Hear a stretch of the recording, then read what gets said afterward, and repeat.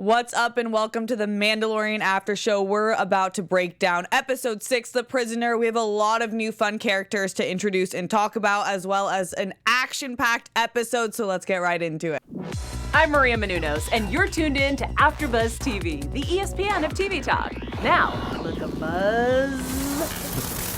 What's up?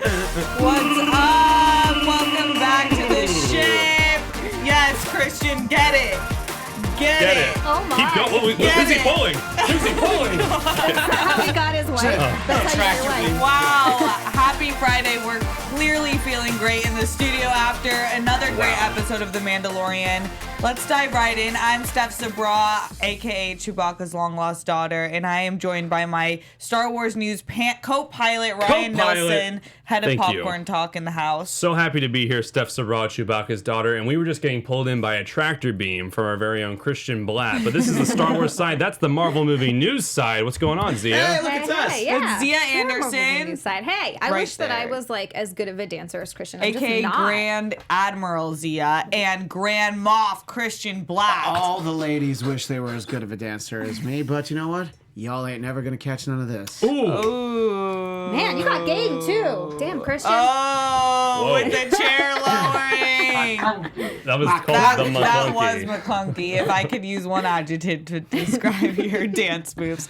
All right, The Prisoner. We have a fun episode to talk about. I think we'll start by breaking down the new characters that we got introduced to, because that was right off the bat. And then the action-packed sequences that followed the prisoner breakout and the aftermath and the introduction of this prisoner, and then where we're left off in the galaxy. Then after we break down the episode, we will move to our special segment, which is a director's corner from Ryan Nilsen. Yes, it's where we break down the director and all their work previously, and that's coming up from this episode. So that was Rick Famuyiwa, who is awesome. He also wrote this episode as well. Amazing. Yes, and then Xia will hit us with some news and gossip. Yeah. And Christian is in the live chat, so if you're in there, please talk with us. Be a part of the conversation.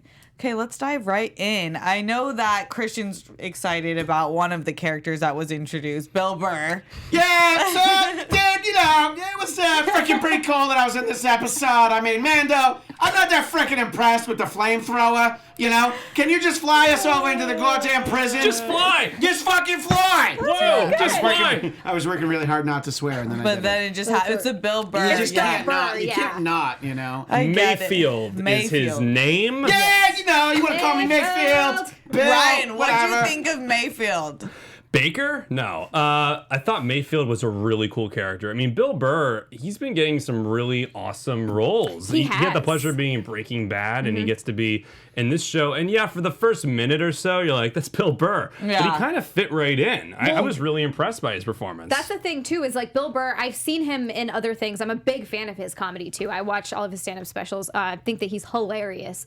And it's just interesting because he has this cadence and this way that he speaks that it's very Bill Burr. And I've seen him in other roles where he still talks that way, but in this, he didn't. So you're right. It's that first moment where I think I wrote it here, Bill Burr, in like all capital letters, because I was like...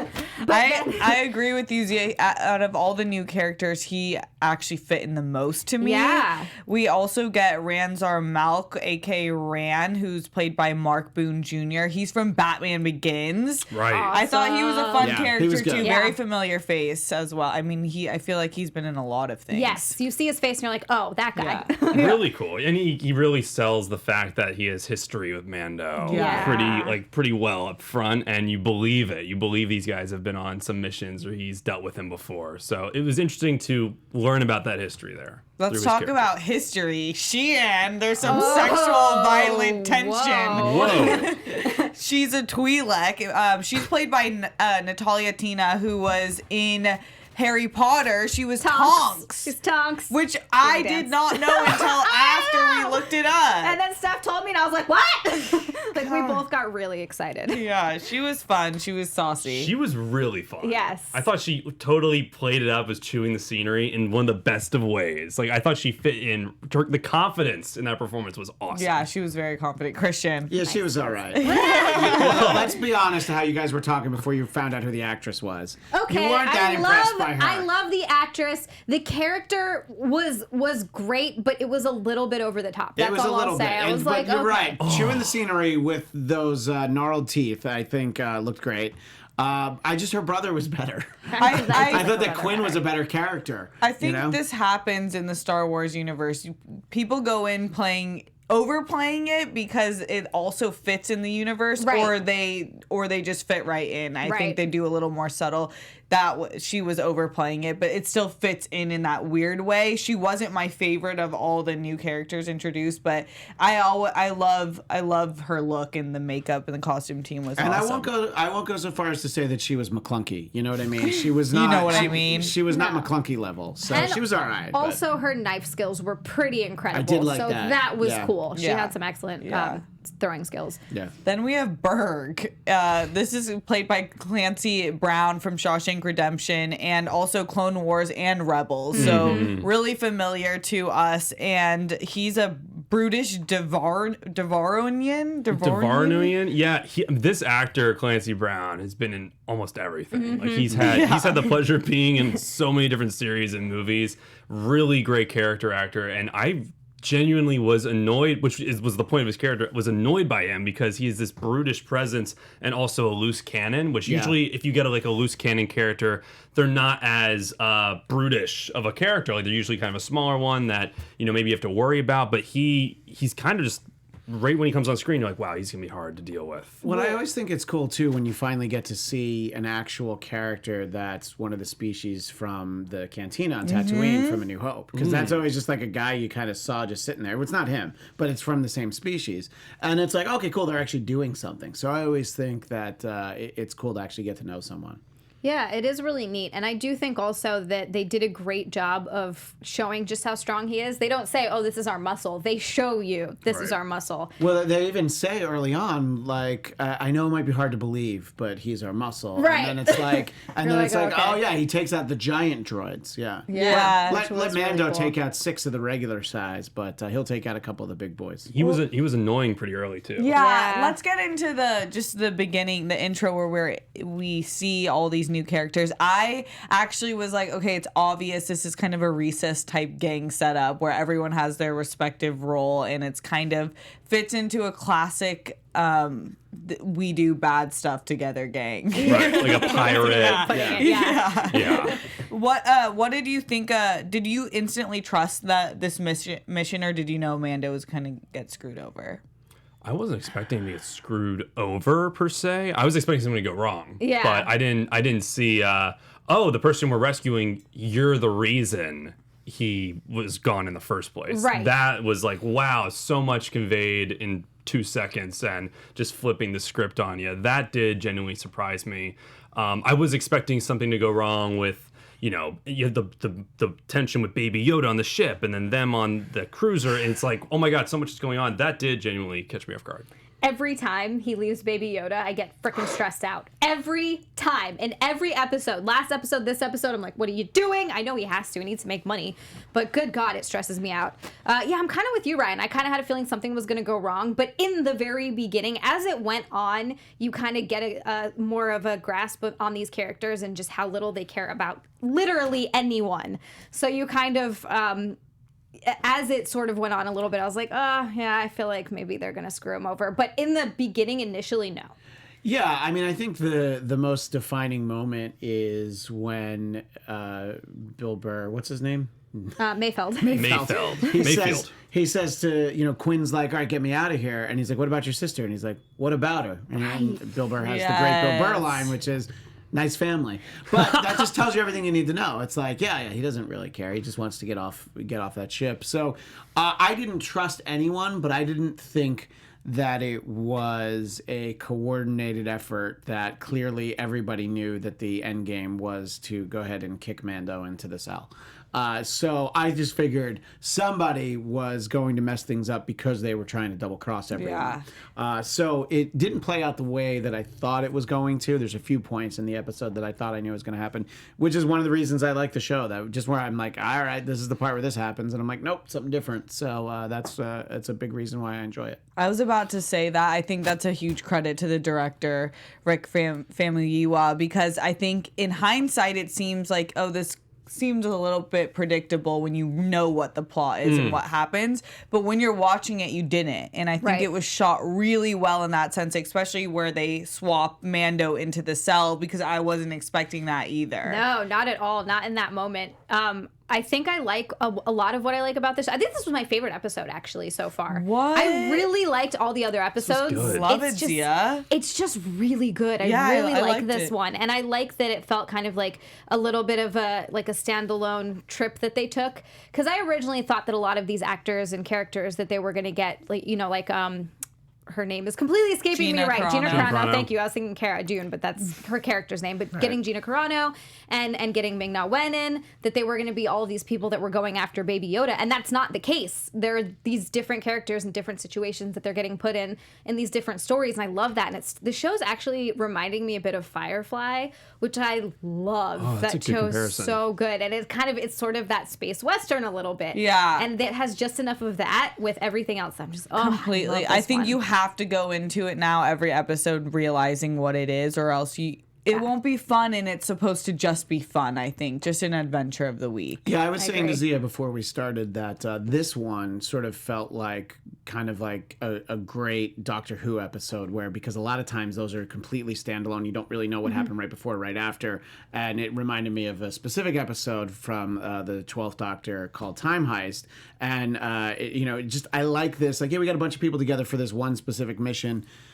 You're not necessarily going to see any of them again. These aren't really supporting characters. They're just kind of here for this. Yeah. And I loved that there was Mando backstory with, a few of them. Yeah. So I thought that was interesting because, it's a lot of him.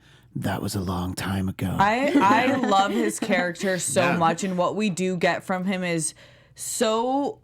Like, he is by far the most dimensional character, and I think that's definitely purposeful, but I love the way that he fights. It's kind of a Batman type style where he's using his wit, he's using his body and everything and weapons to make sure that he wins, but he's unstoppable. The only person who's compared with him is Cara Dune, which is interesting because she doesn't seem just outwardly the most strong. Do you think who can beat him, really, unless you... Boba Fett. Well, that's why, Steph, actually, that's such a perfect comparison that you made with Batman. Because that's sort of the thing with Batman, is that no one can beat him because he will always find a way to beat his enemy using because he doesn't have any superpowers. He's just really rich and really smart. Yeah. And he always comes up with some way or another. And you're right, the way that Mando outsmarted everyone in this episode was truly amazing. And I thought that he killed everyone. There was a moment where the lights were flashing. Yeah. And I was like, oh, this is like a horror movie. And then... Yeah, he even says they got what they deserved, and I'm like, well, yeah, of course they did. They said that you were getting what you deserved, so they left you behind. So I'm like, yeah, I figured just out of necessity he was going to have to kill them because that was the only way to stop them. Yeah. Ryan, what do you think about that what he chooses to find morally wrong or right?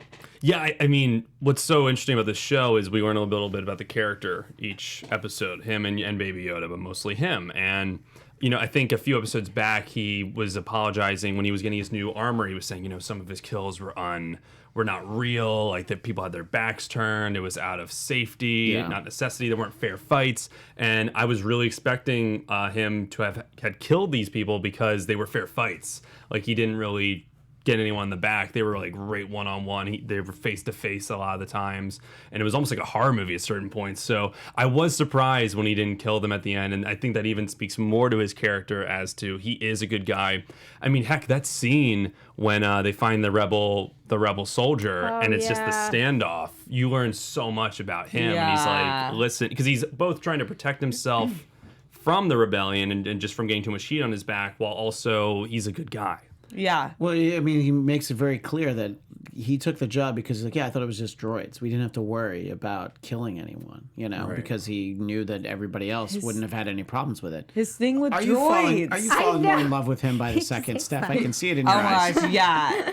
Yes, we won't get into it, but absolutely. Steph has a whole notebook of fan fiction that maybe she'll share with us one day. Mando and Steph.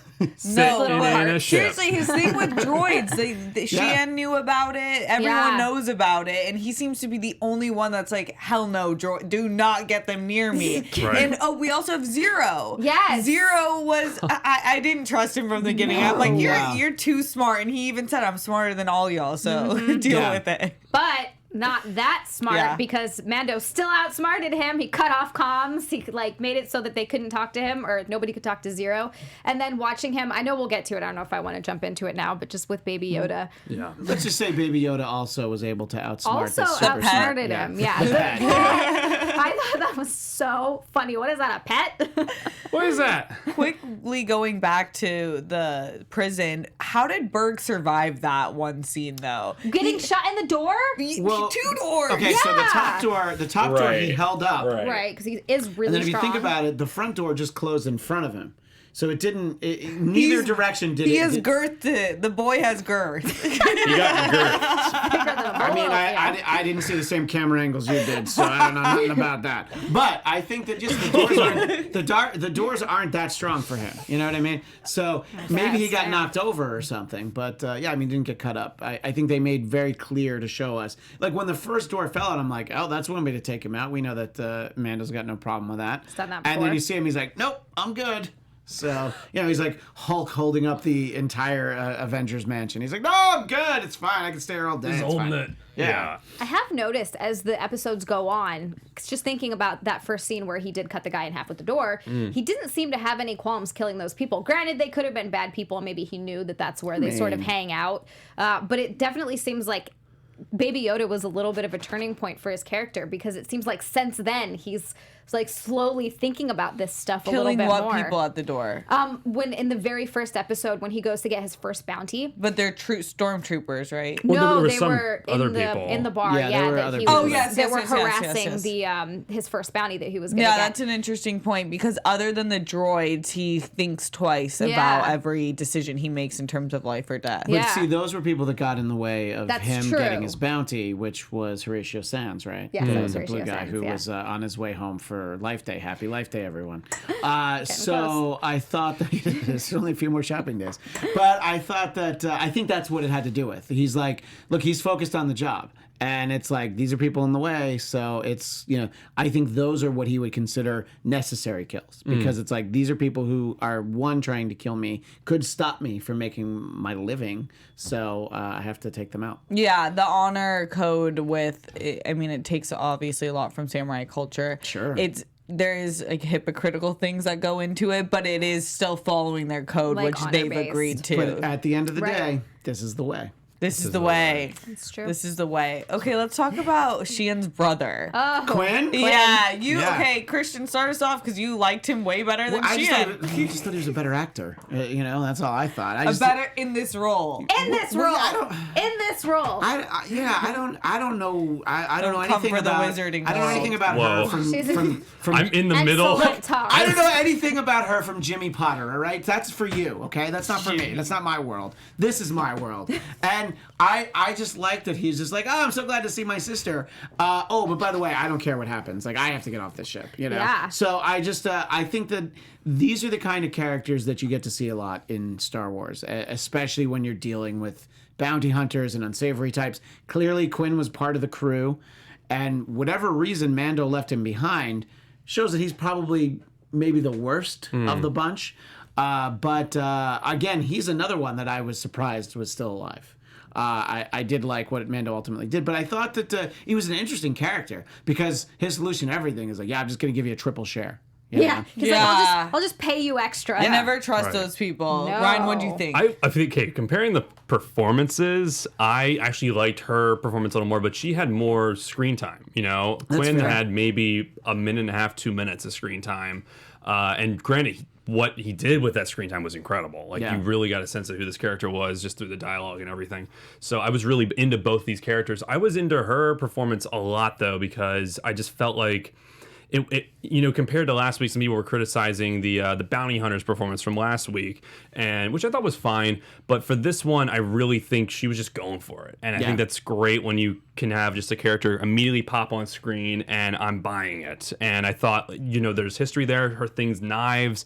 You learn so much in that scene again with the standoff. She just kills him and gets it over with. She's like, let's just move on. So she also causes him to press the button. Yes. Like a little bit of a dummy. I think with characters like her, this is why I love character-driven shows that get really in-depth with them, and I know we're not going to get that, but with characters like her, they have to have the most interesting backstory, and we just don't get that. So I think a part of my disappointment comes from realizing I won't get that from her. All I see is what she is now, not how she got there. it's a fair critique. I think there's a chance we do get that backstory. I think the fact that she's still alive, and obviously there's some history with Mando. Yeah. I think we might get some more. And I mean, that's a unique relationship you don't get a lot in Star Wars. This sibling, you know, obviously the brother doesn't really have the same feelings the for whole, her. the whole franchise is built on siblings. But well, that one's a tight one that you think like, oh, she's going to rescue her brother, and clearly the brother doesn't even care about her. Yeah. Like, that's a really That's a great point. unique relationship. Which is also even more interesting because they're going into this. This was clearly a job that even Mando in the beginning was like, I don't want this heat. Like, this is a ridiculous job. I don't really want to go do this, but I think necessity sort of forced him into it. He needs to make money somehow. But it's interesting that they'll take this risk and put all of this time and resources into going to do this job to rescue one of their crew members. But he literally does not care, not only about his sister, but really anyone else in the crew. It's just he wants to get out and make it. Right. So they're putting all this effort into rescuing him. And he's like, yeah, if it comes down to it, peace, guys, have fun. The interesting thing going back to Xia and her backstory, I mean, you know, obviously it's a lot of like tough talk amongst everybody, but there's the illusion or the implication that she may have seen him with his helmet off. You know? Yeah. I mean, he's said in an earlier episode that he hasn't really taken it off in front of anyone since the first time he put it on. But, I mean, if they were together, it's like, so do you leave the helmet on? Yo. Yeah, no kiss sex. Was the helmet off? That would be a way to... Oh, that is the way, by the way. Ooh. Keep your helmets on, ladies and gentlemen. Wow, taking it to the bedroom is a type of honor I don't want to be messing with. It's just, yeah, that's clearly what she was talking about, though. Yeah, it is the way. This is the way, babe. Yeah. We can't do this unless I have my mask on. Yeah. Oh, there's got to be a parody about this out already. Oh my God. There's somewhere. I have Poke. Oh my God. Okay, we're done. So Mando outsmarts everyone. Mandalorian. That's the winner. Mando outsmarts everyone. He takes the tracker. I love the callback to that because it's every little piece that was shown in this episode mattered throughout the episode. What, Rye? Oh my God. And Dave Filoni was one of the pilots. Yes. He was one of the pilots. And who was one of the other ones? Deborah Chow. Deborah Chow was the other. I didn't even know Deborah Chow was the other pilot. They were the X-Wing pilots. Oh my gosh. Because I felt like they were someone because I was like, all right, these aren't like actors. These seem like people's friends or something. And so I read in the credits that it was Dave Filoni and Deborah Chow. And I think Rick. So cool. I think the director of this I think Rick was He had something early. I think in one of the first scenes. I think Rick could have been. I need to rewatch it, but he could have been that last pilot that came and followed the tracker. Yes. Oh, yeah. I think it was all three were the direct. That's so awesome. cool. It was very cool. I love that. Such a good use of I do want other people to get that money, you know, but like working actors, but good use of resources. Like us, we could all be X-Wing pilots. Oh my God. For season 2. That would be the highlight of my entire life. I'd cry. I would be like ridiculous. to be Porkin's long lost brother if I could be. Oh. You know, that's the only dream I have. That would be awesome. I don't know what I'd give to do that. It would be Just to be an bad. X-Wing Like, pilot, I would yeah. sacrifice a lot. I really would. To I get like a Greg Grunberg level cameo in any of these movies, it'd be amazing. Or One line. Yeah. Okay, we've waited. What? I was going to ask, would you kill Baby Yoda if it meant being an extra? Stop. No. Oh, he's out. Ryan took his headphones Come off. He on. couldn't. For anyone lining, Ryan had to take his headphones off. Choose your next words How- wisely.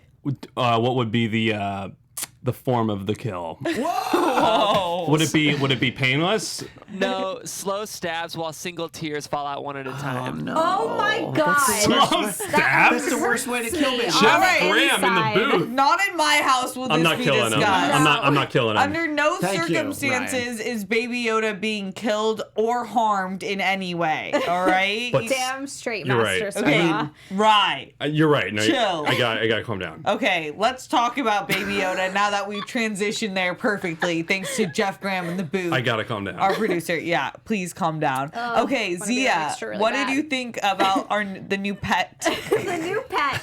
And every episode, I can't get enough of seeing Baby Yoda. It's ridiculous at that point. We're in episode 6, and you think that, oh, it's played out. Like, I know I've heard people talk about, like, on the internet and stuff about how they're sick of everybody going on about Baby Yoda, but shut up. I can't help it. Like, Yeah, I it's- wonder, are those people actually watching week to week? No, because they're it's like if just you see them like tired of- every week, there's something new where you're like, because like the soup was only last week. Yes. Let's remember that, right? weeks. It was 2 weeks ago. Oh, yeah, 2 because we weeks did 2 ago, episodes you're at the right. same time. That's Oh, what that's I- right. Right, but fair. So, but the soup is only a couple of weeks ago, so we've gotten so much Baby Yoda. Every Baby week Yoda. is a possibility of a meme. It Okay. is. Baby Yoda has been 1,000 memes already, and it's been, 6 weeks. It's insane. They have not outused Baby Yoda No. in the slightest. He's I probably agree. in 2 minutes collectively of every movie. Yes. Of every episode. Every Yeah. episode. I'm sorry I considered it. I'm sorry. I Ryan. take You it should back. feel I bad take about it back. I didn't even mean to. Ryan's like really look at that face. I feel bad. I would never. I would know. never. Ryan, could you especially do this it? time of year, I'm gonna apologize. You know that Baby Yoda makes a list and he checks it twice, and you are on the naughty list now. So you are going to get no presents from Baby Yoda this year. I'm so sorry, Baby Yoda. I was testing. It was a Jedi test, and you passed. You passed. No, he didn't pass. I almost. He considered it. I almost Think walked. about it. I almost walked to the dark side You- there, You Jeff. didn't walk though. You stayed strong. You were To be fair- literally Anakin about to kill young No, Mike. to be fair, he, couldn't yeah, do it. that's true. He is But- Kylo Ren. Let's be honest. Yeah. You know. That's true. But I did want to say about Baby Yoda, I Yikes. think one of my favorite, poor Ryan, he's Sorry. like staring off into You're space good, you're right good. now. One of my favorite Baby Yoda moments was when he sees, I like that Baby Yoda always seems to know sort of about the people that he's around. He can Yeah. tell sort of what their intentions are. So he absolutely knows that Zero does not have good intentions when Yes. he's chasing him around and he's hiding and, finally Zero finds him. And he's clearly going to use the Force. This is my favorite thing. So funny. He's going to use the Force. Mando shoots him from behind, and Baby Yoda looks at his hand like, did I do that? And I freaking thought it was so great. That was great. So And they do the funny. shot thing again. They do it Again. every week. You hear the shot, you hear the fire, and you're like, did he just? And Well, then it's like the droid falls. Look, it wouldn't take that much use of the Force to go up, to like stop a droid and then just pull some of his wiring out without touching it. So that's what I thought happened at True. first. And I think if Mando hadn't gotten back in time, that is what he would have done. Baby He would have Yoda-like. deactivated it in some way, because let's just assume that Baby Yoda is not a cold-blooded killer like Ryan. I am so sorry. When Zia was talking, I was trying so hard to be professional and not laugh at you. I was Guys, trying to keep talking as I was watching you laugh at Ryan. I was like, I need to, I've grown like the Mandalorian has grown, and I'm not going to pull the trigger. I was close, I considered it, but guess what? I shot IG-11 and we're here. That Okay. was a long time ago, Ryan. 2 minutes ago. Yeah. Well, that leaves us with more enemies for Mando. Yes. Now we have everyone. We're left to believe what the people back Quinn is dead, or Seemed like it, because when the New Republic, the X-Wing fighters got there, it seemed like they were going to blow the entire thing up. But they right? definitely They were blew up the shooting it.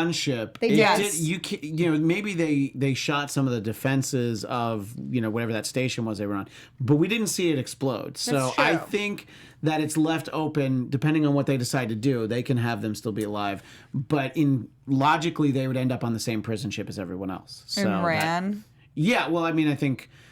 Yeah. Oh. So Do you think that Quinn's not going to sell out Rand for I'm off the prison ship because this guy came and got me. I'll pay you triple. Yeah, right, exactly. So can you give him triple my sentence? Thanks. Right. So I don't know if I guess what was the protocol, right? Because they shot down the ship. Yeah.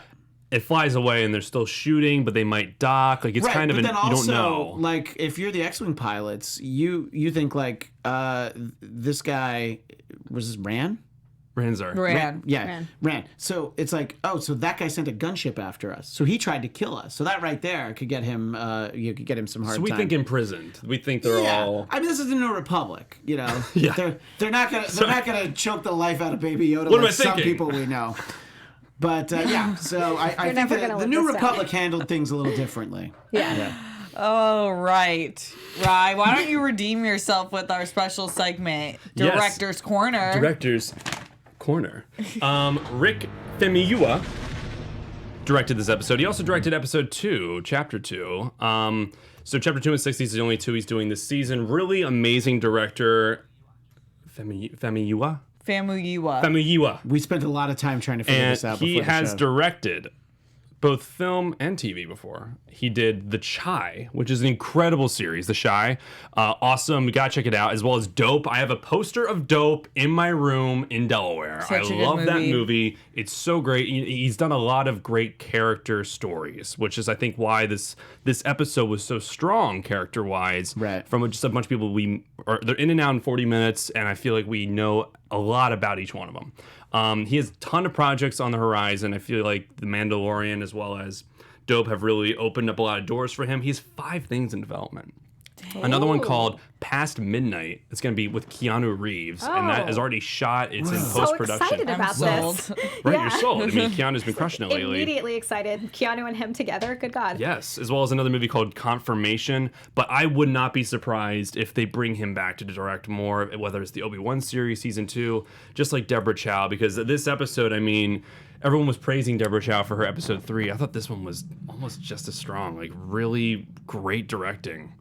So I hope all the best for him. I'm really excited to see his upcoming projects as well as his film because he can do both. He really can. Right, and I would also think when they get back in the business of making more Star Wars movies, which we know will happen ultimately, I think that The Mandalorian, I think, is a good kind of training ground for a lot of people that, we know what Disney looks for when they want directors for these big movies. They want somebody who they think is talented but not super expensive.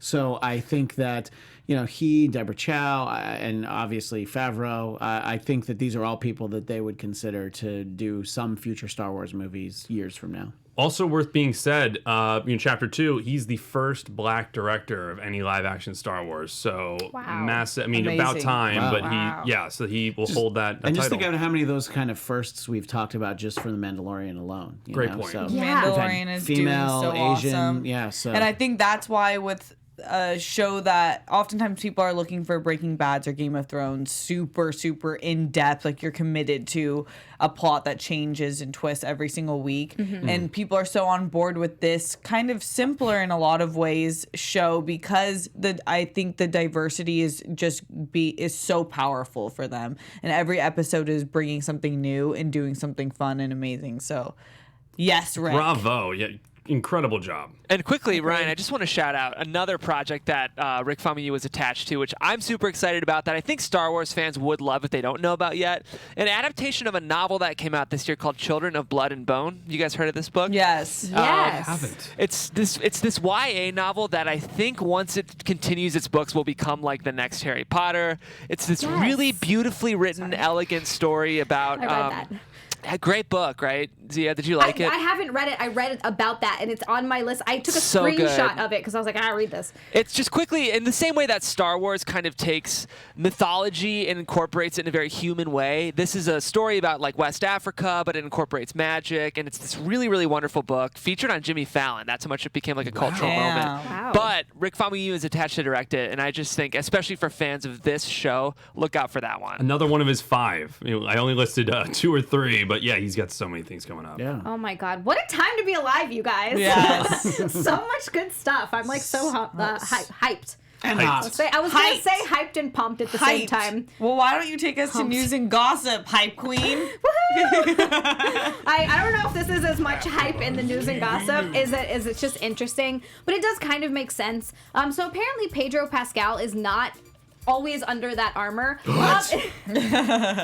Obviously, there's going to be stunt doubles, and I always thought that there would be stunt doubles. The stunt doubles that are under that armor a lot of the time are Brendan Wayne and Lateef Crowder, and I'm saying that right.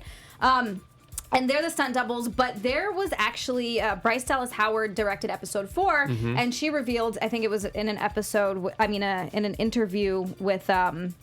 She revealed Oh my gosh. about Vulture, that sorry. he's not in it, right? That he's not in that episode at all. He is actually on Broadway starring in King Lear. So he's not in that episode even once. So that's very interesting, which is crazy because I just picture his face underneath that armor at all times, Yeah. which is just not the case. I don't know how I feel about that. I know it's weird, right? I don't enjoy this bit of news. I'm going to pretend. You know what I'm going to call this? Fake news. I'm going to assume it's not real because I don't like it. Yeah, it it's kinda fake news. sucks. It's fake. Yeah, it's very McClunky. McClunky. You reported some McClunky news. Before we move on to anything else, and there's some good conversation in the chat, I have to backtrack to I my know. favorite moment from this episode that we danced around. When they're making fun of Mandalorian for not taking off his helmet. Right. They say, "What is there a Gungan under there?" And I don't remember exactly what he said, but I it's think like, I have it. "Oh, you would have it." I'm pretty When sure I do. he's making fun He's of making fun, and he does the voice. So we get the I Gungan didn't. voice. Misa. We Yeah. got a Yeah. little bit of racism in there. Misa want to show my face, you know. I think it's Yusa don't. Is that why Yusa don't want to take your helmet Why off? Misa don't want to take your helmet off. So good. It was so great because we know how they feel about the Gungans, behind the scenes as well. So I loved that we got that moment because of, well, just the way I feel about it. In the chat, though, Eduardo Cruz is being very specific about how much he liked the character of Xi'an. I'll just leave it at that. But he also says that the X-Wings were still shooting the station, and he believes they were going to blow it up. So maybe I'm giving the New Republic too much credit. Well, they did say in that scene when he first had that I wouldn't call it a tracker, but it's not a tracker. It's like a what's the word I'm looking Sorry. for? But basically to let them know that they are under attack, that it was going to come and obliterate incoming, right. everything. Yeah. But like that was kind of the idea that everyone was going to be dead. They were going to obliterate the whole thing. So It was that inferred, for sure. Yeah, right. And a comment that I love from a great username, Algernon Radish. This show is exactly what Lucas and Spielberg aimed for. Saturday morning matinees. Favreau has recreated it perfectly, but with the proper / shorter runtime. That's a great point. Yeah, I mean, I think that this works really Really well. well If you said. think about it, we've talked about westerns, we've talked about samurai films. It is sort of more of like the runtime of what used to be like serials before the movies, just ongoing shows that you'd like come to see the movie the next week, but what you really want to also see is what's going to happen in part 2 of this. And I definitely think that they do a good job. And then we've got a couple people in the chat who mentioned how much they love how offended Bill Burr got. I wasn't a stormtrooper. Just the idea that he might have been a stormtrooper. was a sharpshooter, Yeah, right? he was a sharpshooter for the Empire, and like Mando, like very dismissive of that. And a few Didn't he people. call him a wise ass, which is actually very Bill Burr-esque? Yeah, and there's kind a of moment amazing. too where he goes, "What the." And he stops. He doesn't, they don't cut it off. So it's like you had to get him actual like swearing with, wise ass. That's like on the cusp. But like you can't get Bill Burr on set without him almost dropping the F word, which I thought Right. was really funny actually. Shout out to everyone in the chat. Make sure you hit that like button. We love you guys tuning in with us every week and being a part of this conversation. If you're listening to us on Apple Podcasts, what up? What Give us up? those 5 stars. Leave us a review there. We love it. We love it. We love it. And I also see some great predictions in here. I see that. think Yeah. Do we you want me should- to? Do you want me to? Do Yeah, the, let's do the hop one from the into chat prediction- first. yeah. AfterBuzz TV predictions. Christopher Curry has 2 predictions. Number 1, Baby Yoda awakening a Force sense in Mando. Number 2, how long will we get someone to feel that the Force is with the ship, like the look? Oh boy, this is. The Luke and Jedi, yeah. Oh boy. Yeah, right as you sort of get to the Just end as of I that. get to it, Oh, it gets brother. confusing. I feel like Luke says that like Yeah. one too many How times. long will you Yeah, but the idea that the Force is with the ship, because like Luke and Vader, kind of there's sort of there can be an acknowledgement that like the Force can be quick strong with side that. note, something we need to acknowledge in news and gossip is the fact that we are so close to Rise of Skywalker, it's not even funny. That's true. I'm so excited. Oh my god, I'm so excited. Well, I'm assuming you have tickets. We have tickets. Well, let's talk for a second how by the time we do our next show, which will be at a different time, which we'll let people know, 3 of the 4 of us will have seen it. Oh. So we will be seeing a press screening. We will make sure all of our coverage, though, following is, of course, not spoiler ridden. And we are changing our tape time to Wednesday, 9 p.m. next week. Pacific, because the episode will be dropping early Wednesday morning. Early Wednesday morning. Yeah. Yes. And the reason they're doing that, I know this because Ryan told me, is because they're attaching, I guess, like some, I don't know if it's a special trailer or just some extra footage from TV spot. Yeah. So from Rise of Skywalker. So that's why they wanted to do it on Wednesday. And also, I think that, look, it comes out for real on Friday. And if you're thinking Star Wars, they don't want you to stay inside and watch the thing you've already paid for. Yeah. They want you to go out on Friday and spend money on the thing that, So True. I think that I'm surprised actually that that this is the way that the show. This is the way. This is the way. Who wouldn't see both? Like who? I would watch Mandalorian and then immediately go watch Star Wars. Okay, why are you dropping episodes at 3 a.m. though? Disney Plus. I know. This is insane. What kind of marketing is that? They want it to be 6 a.m. on the East Coast? That doesn't make any sense. I think they want it to be 9 a.m. in like Hawaii. I think that's really their target audience. No, you went the wrong direction. It would be like midnight in Hawaii. Because everyone just wants to wake up. I mean, in all honesty, that could be dawn. what it is. Yeah. But like Netflix, they do it by time zone. Like like when a Netflix show premieres.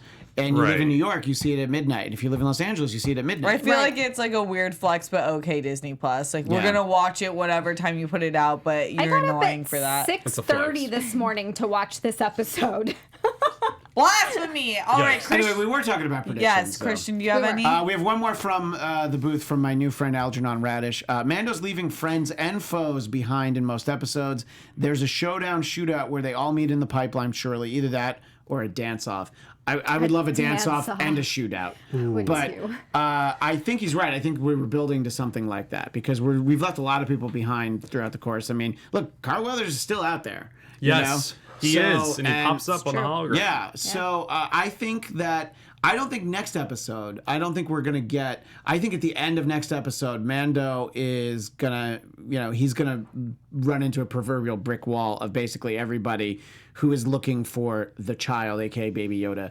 And I think that we're going to all lose our minds at the end of episode 7 because then we'll have to wait 10 days for episode 8. Oh my God, I didn't even think about that. And we won't be doing the show because it'll be 2 days after Christmas. No, I think we're still going to do it. Nah. Zia, what are your predictions? I actually had a similar one that I thought that a lot of these people were going to come back just because they keep showing them alive. And I think that part of them showing that he didn't kill everyone was to speak to his character a little bit, but also to be like, hey, look, these guys are still in play. So I had that same thought. Yeah. I predict next week's going to be the best episode of the season because Deborah Chow is returning to direct it.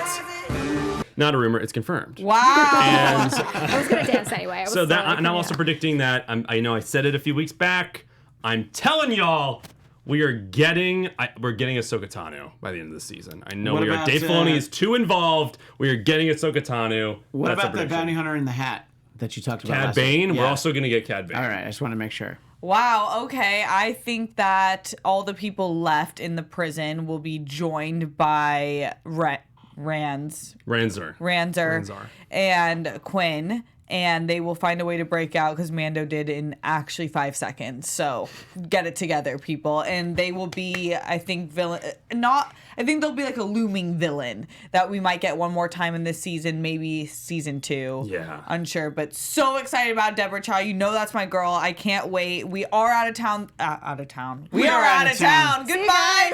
We're out of time. But Christian, in the meantime, where can everyone find you? You can find me on Twitter and Instagram at ChristianDMZ, and you can find Zia and myself Thursdays over on the Popcorn Talk for Marvel movie news at 1 p.m. Pacific. That's 4 Eastern. And I'm Xia Anderson, and you can find me on Twitter and Instagram at Xia_land. That is XIA_land. And you can find, again, Christian and myself every weekdays, Tuesday through Friday, giving you the latest in Marvel News Daily, also over on the Popcorn Talk. You can find me on Twitter at Ryan Nilsen _ and on Instagram at Ryan Nilsen. I'm so sorry, Xia, because Jeff Graham in the booth just zoomed in on me as I was waving up, punch-in. and it looked very reminiscent of something really racist. And I'm like, Dying over there. dying. Oh my god, all love from Steph Sabraw. That's me. Find me on Instagram and Twitter at Steph Sabraw. Apologies for all the giggles. May the force be with you. May the force be with you. Star Wars, 4 p.m. Thursday. Our founder, Kevin Undergaro, and me, Maria Menounos, would like to thank you for tuning in to AfterBuzz TV. Remember, we're not just the first, we're the biggest in the world, and we're the only destination for all your favorite TV shows. Whatever you crave, we've got it. So go to AfterBuzzTV.com and check out our lineup. Buzz you later. The views expressed herein are those of the hosts only and do not necessarily reflect the views of AfterBuzz TV or its owners or principals.